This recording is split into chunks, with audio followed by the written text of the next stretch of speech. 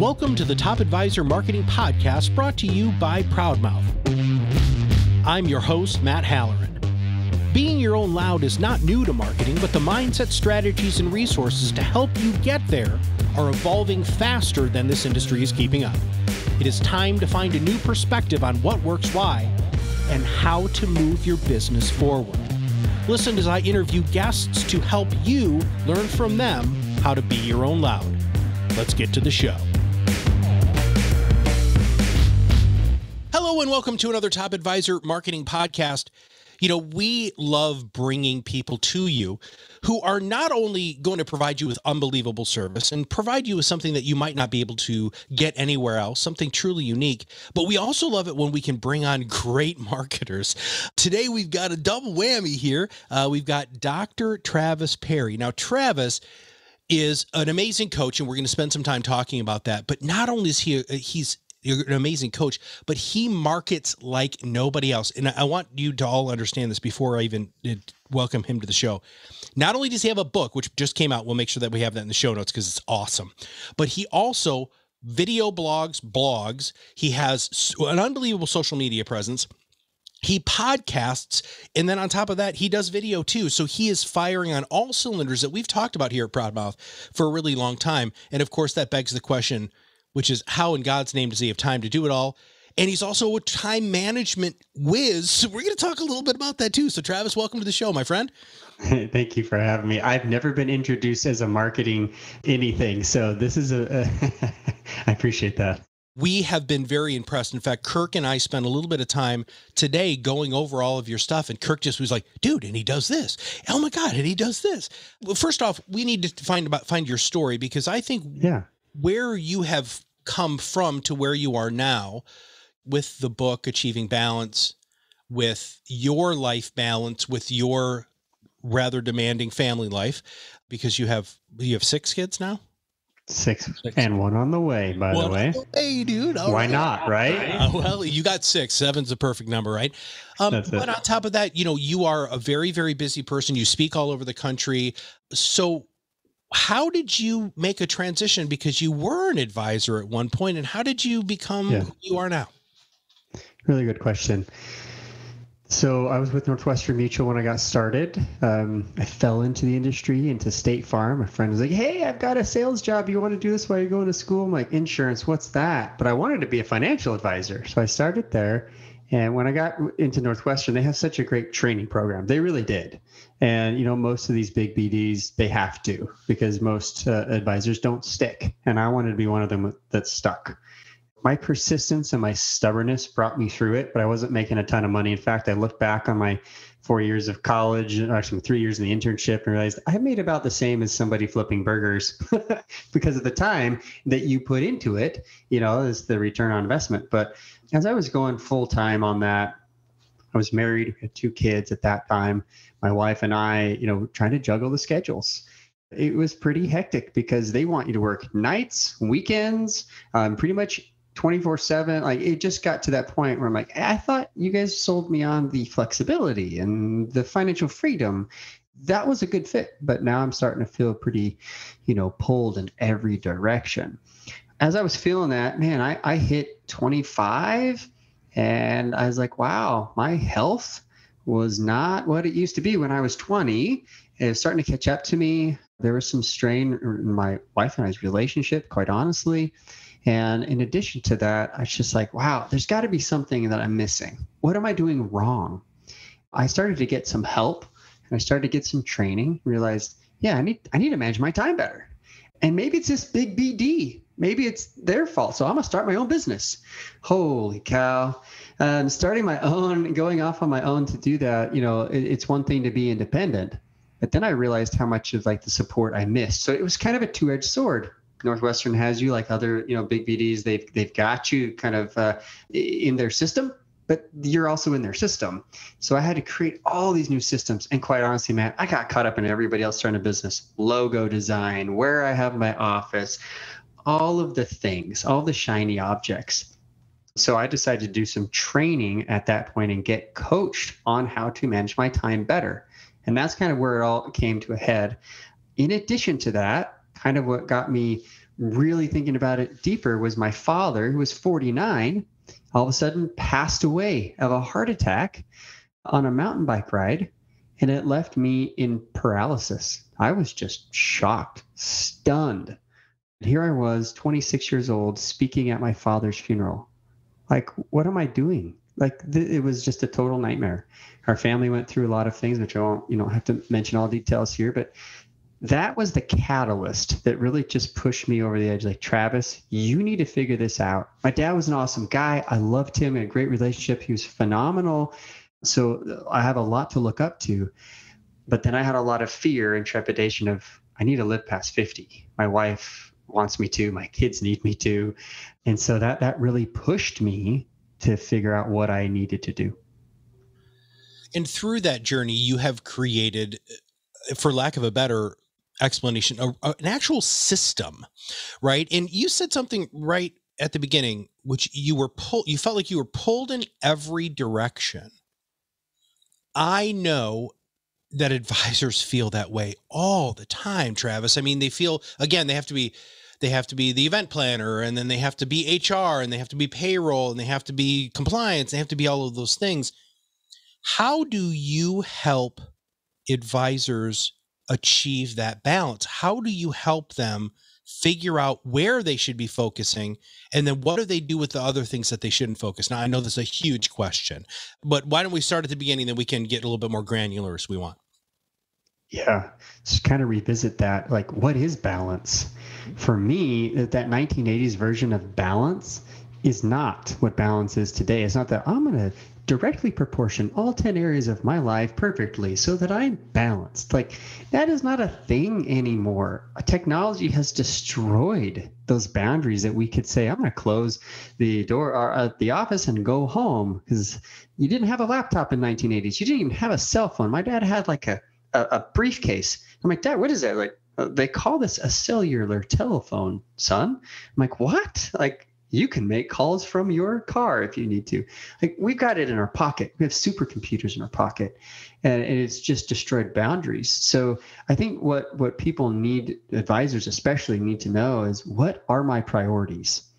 And when you live your highest priorities in life, doesn't mean you're spending all your time there, but when you put those at the very top, your physical health, your relationships, whatever it is for you, that's what advisors have told me is when they feel balanced the most. And that's what I've experienced, and that's what I've studied in school to try to figure that out. I remember the first conference that I went to in financial services many, many, many, many years ago. It was a badge of honor. I work 80 hours a week. You don't know anything. I work 80. I work twice as much as you do. I plan on dying at my desk. And I remember looking at one of my coworkers, and I'm like, that dude's going to die here. Blood vessels popped in his nose from high blood pressure, way overweight, eating terribly, breathing, sweating. And I'm just like, how is this a badge of honor? Do you think, Travis, that there has been a consciousness shift with the advisor community, so that they are living their life with their highest directive, their highest purpose, their highest focus? Do you think that's happened yet, or am I just dreaming here? I think it's starting to with younger advisors, right? We have gone from the information age to the experience age. People want to travel now before they do school. They want to experience life. They want to experience life before they have children. And what they don't understand, and this is the last section of the book, is actually having children is what we all crave. Maybe not necessarily the physical act, but having the next generation that we're able to give a legacy to, which advisors talk all the time, legacy, legacy, legacy, that actually is the number one motivator of society today. But yet we want these experiences. And so I think in a way, millennials think that they're creating better work-life balance, but yet they're really struggling with staying present. So you've got the older generation, like, we can be present because we're not addicted to our toys, but we're going to work 80 hours a week. And then you got the millennial generation who's like, yeah, we don't work 80 hours, but we're on our phone all day long. So it doesn't feel like we're working, but we are. Does that make sense? It does make a lot of sense. And I think that finding that balance. And I think finding that balance is a little bit different for everybody. And it's not a light switch. Do you agree with that? It's not like, oh, today I'm not going to be that way anymore. How do you help people do that over time, though? That's one of the things I think achieving balance. I love how you call it achieving balance, not balance today. Yeah, that's my wife's idea, by the way. We were camping and she woke up in the morning. She's like, I have the title for your book. I was like, okay. She's like, it's achieving balance. I'm like, you nailed it. And it's true, because it's not this, I have arrived, I'm balanced. It's an everyday struggle. And I tell my clients all the time, I'm so grateful for you guys. You help keep me balanced, because I have to show up, and I cannot be incongruent with what I do and what I teach you. So in a way, this is really helping me, as just like you have a nice podcast, you're giving me tips, like it really helps you, I'm sure, to be at the top of mind best practice. So I think that that's incredibly important as we move forward and understand that it's a moving target. It's fluctuating. Even the cover of my book has, kind of this teeter-totter action on the time pendulum, because we're constantly balancing work and home, work and personal. Well, and because of life, things change so dramatically and so quickly, right? I mean, I don't think anybody would have expected the nation to be shut down for an entire year, right? I didn't think that, I don't think people were prepared for some of the things that have really become very difficult. And you talk about, you have 4 areas that you really, really focus on when you're talking about achieving balance. And we were talking about this before we got on, but a wise person once told me that for everything that you want in life, you have to give up something proportionate to that want. And you can only give up 5 things: time, talents, relationships, treasures, and control. And you've got 4 out of the 5. And then you just told me, I talk about control all the time. How do you begin? So let's talk about when somebody engages you, where do you even start? Because I always found, and we find it now, goodness gracious, here at ProudMouth, it's just getting people to interrupt their pattern and do something different that's going to change their life. What do you do to get them there, dude? Yes, you wrote the marketing secrets, huh? So I think the big thing is just having the conversation. Like I've done since I thought, quite honestly, Matt, I thought I left the financial advising space. I thought I left the industry. It's like, hallelujah, that was killing me. I thought I wanted to be a financial planner. I'm so done. I washed my hands of it. I'm like, I'm going to go hide in academia. I'm going to find out what I'm going to be when I grow up, right? And it was that experience that really rocked me. And it was like, wow, you've created this time management system and you want to be a coach. So I started doing that while I was going through school and did a psychology master's. And I realized that through that experience, I did kind of become a phoenix. I became this different person when I graduated. And I went on to do the PhD to test what I created. And guess what? At the end of all that, I came back to the industry because I realized this is the industry that probably needs me the most. And the research shows that. So I think having the conversations about it, one of the biggest things that people tell me at the end of like just a consult, I call it a discovery call. I say, what's been the best part of this? And they say every time, it's just so good to talk to someone about this. Like, you're not a therapist. You're not, trying to shrink me.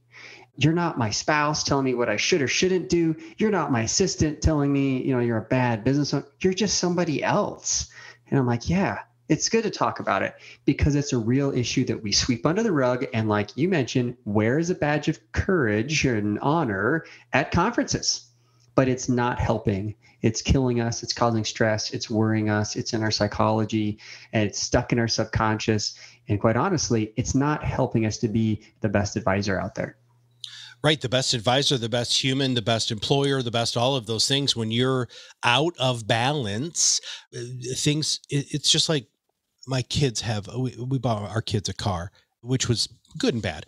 And one of the cylinders was not firing correctly and the car was running horribly, dude. And so we took it to AutoZone and you can plug this little computer in. It's really freaking cool, right? Plug the computer in. This is an old car, by the way. Plug it in and took it back to the register. And like, yeah, cylinder number 5 is off. Here's what you need. So I was like, it's going to cost me 10 grand. It cost me $35 for the part. We replaced that part, Travis. Man, the car runs brand new.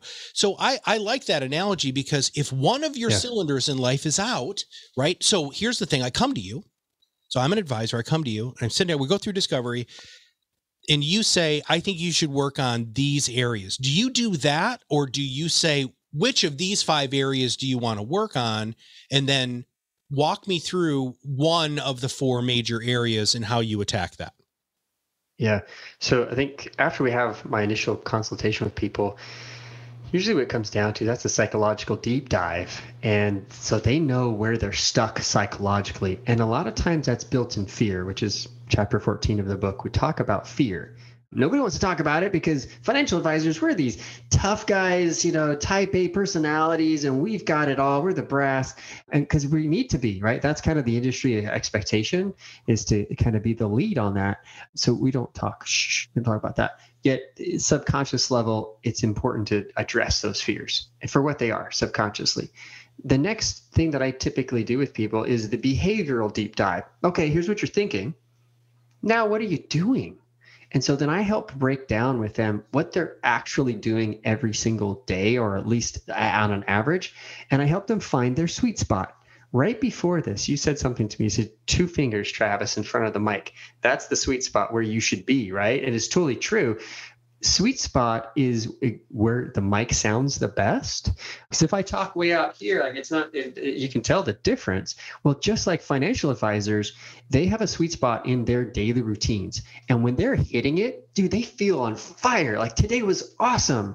It was such a great day. I'm helping people. I'm saving the world, whatever.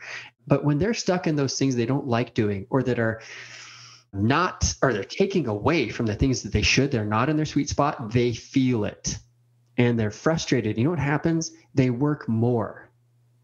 And they do more of the stuff that they shouldn't be doing as a way to feel like I'm going to work on this, instead of doing less and just focusing on the things that they should do. I work less than 30 hours a week. I don't wear that with a badge on. I'm just saying I do. I have a multiple 6-figure business because I do less. And what I've been finding too is the more laser focused we can get them, and we call it staying in your lane. And we do that here, right? So, and we're going to change gears just a little bit, because you have been able to do extraordinary marketing without killing yourself on the 30 hours a week, right?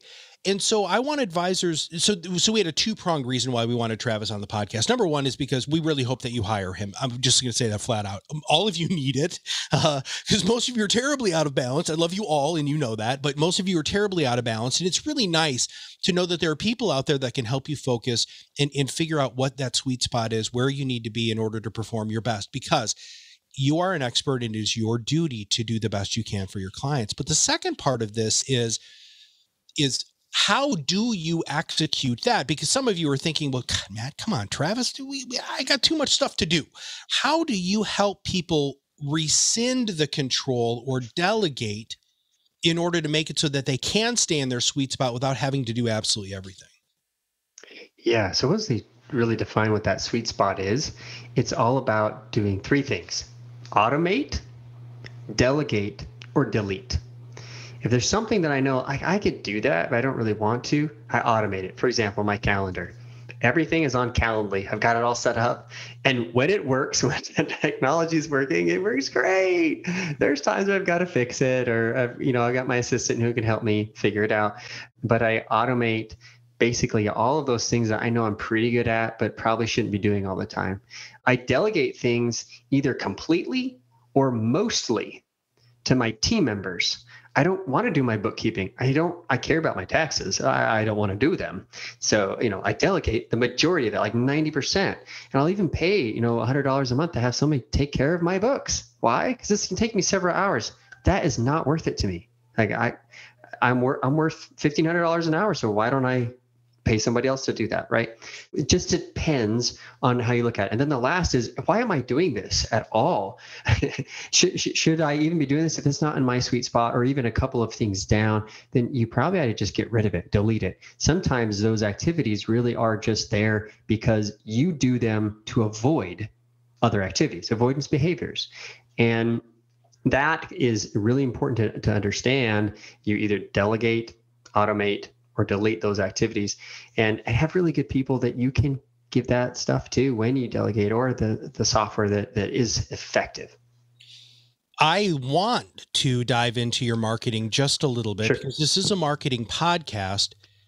You have a substantial amount of client relationships, right? So you do very similar things in financial. You meet with your clients, you're talking to them, you do work for them between the meetings, all of the same stuff financial advisors do. You said you're working about 30 hours a week, which, by the way, I think a lot of us are going to realize here in the near future that that's really a good balance. Amen. And then you're still producing all of this stuff, dude. You've got a podcast, you got the videos, you just wrote a freaking book. How did you manage all of that and maintain the fact that you're an entrepreneur and you're a business person and you're helping people? I've had great people coach me. I have invested a lot of money into my own education and into my mentors, and I always have a coach. It's usually not the same one. I use coaches for 6 to 12 months, and they help me with something very specific. And I say, thank you. I needed that. And even if it wasn't everything that I thought it would be, there's usually 2 or 3 things that change my world, because I learn from them. I'm constantly learning. Step 1. Now, as far as the marketing goes, I realized over time, using various different coaches, that I really needed to niche into who I am trying to get as my client. And once I finally, with some help of several coaches, realized these are financial advisors, then I had to find what was it they actually wanted to hear from me, right? Step 2, find what is it that they wanted. That only happens when you interview them, when you talk to them, when you have those conversations. But I needed something to interview them about. I have all this knowledge. I could teach a plethora of different courses. I have books all over my shelves, and I've been to the university, but my biggest thing was balance. And I did it wrong. I started preaching to the public, it was consumers, about relationships and trying to bring in balance on the side. And then I went to advisors and I thought, well, okay, advisors, you're my people, so I'm going to help you. But then I'm going to go on this spin of relationships with advisors. And that got me some traction, but it really wasn't there. And it wasn't until I figured out what they needed was balance. And from balance, then I can go to other different areas if I'd like, right? We can talk relationships, we can talk finances, because they need financial help just like anybody else. So that's where I transition is once I knew what they wanted, then I wrote the book. And from day one, it was actually a year ago today, well, not today, about last week, a year ago, Matt, where I went on social and said, I'm writing this book. Ooh. I didn't write the book. For 6 months later, I didn't even write a word. But because I began the process of discussing the book, bringing it out, it was the one focus that I had, and I did not lose focus for 6 months straight. When I hit my sales goals that came in because of what the book did for me, and you could insert podcast, you could insert vlog, you could insert blog, you could whatever, YouTube, whatever. You just hit that hard. And then as soon as I was able to promote it for that long, then I wrote it. And here's how I did it. I had already created a course that advisors could go through, but I didn't create that all at once. And this is the long, Matt. I can keep going on this, but drink up. So the long of this was the coach I had before said, don't try to create a course and then try to sell it to people as you're coaching them. Create the idea, get an outline, get it ready, and once you sell it, then stay 1 week ahead. And honestly, my very first client, Michael Smith, Michael, I love you. If you're listening to this, he was fantastic. I told him after, hey, you were my very first client that went through this whole process with me. I've done this for lots of other people in different ways, but this is how this worked.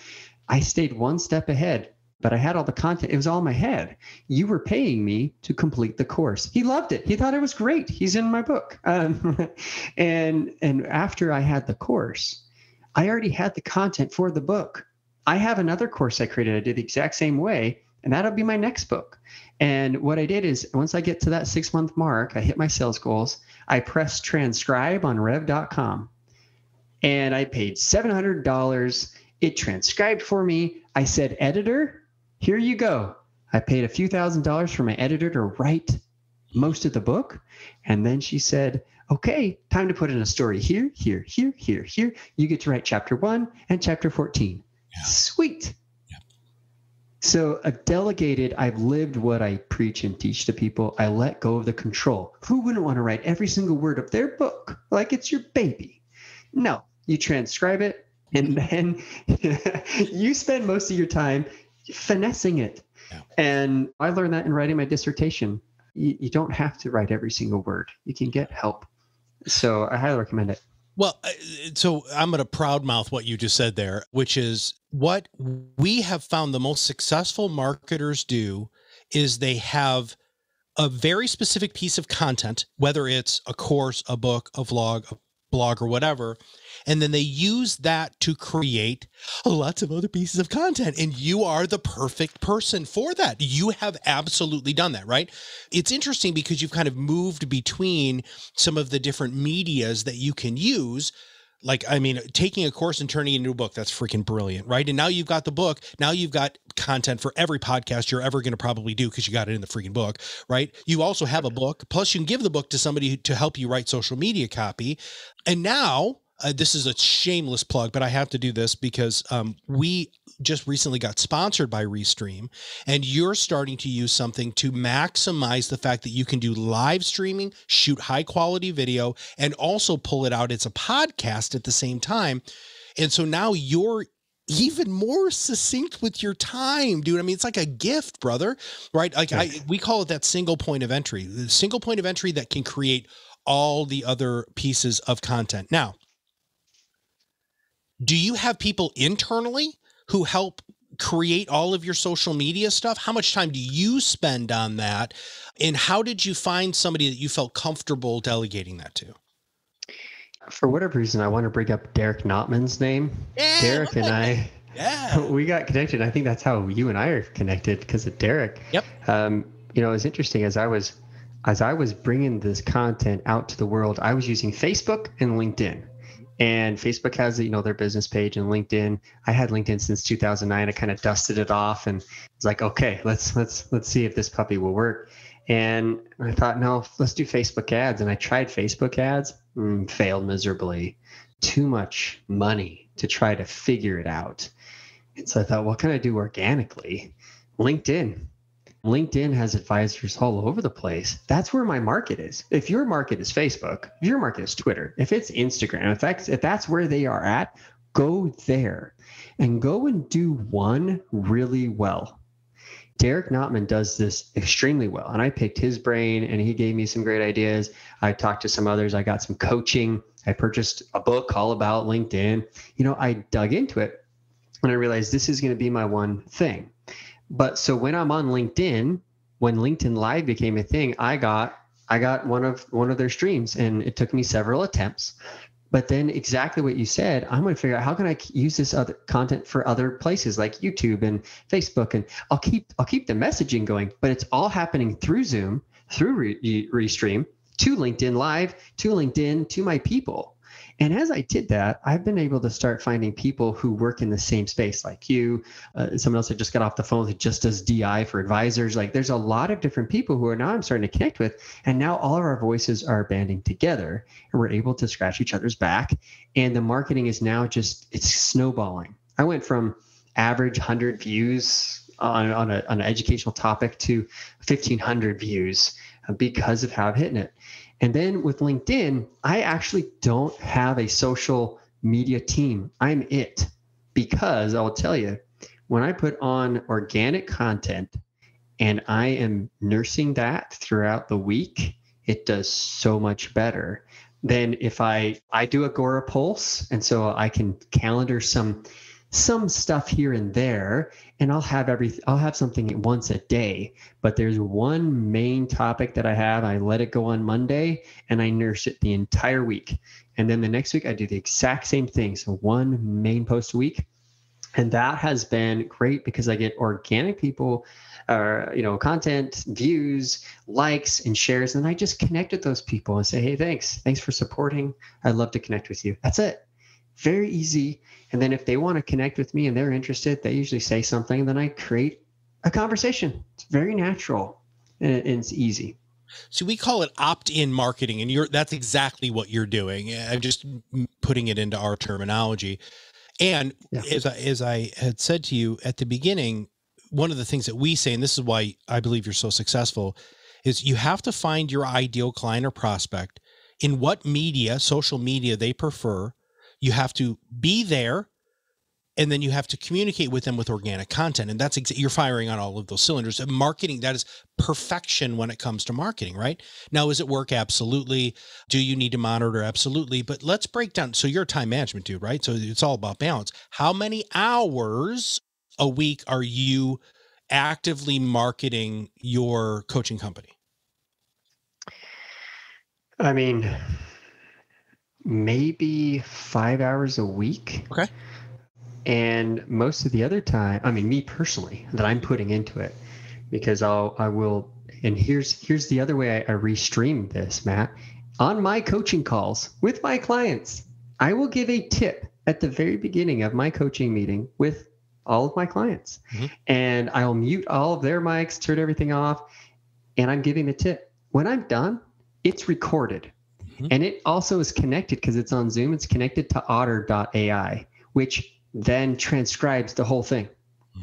And I spend about 15 minutes where I download it, I edit it, I take the tip out, I copy the transcript, I put it into a blog, and I send that link to my assistant.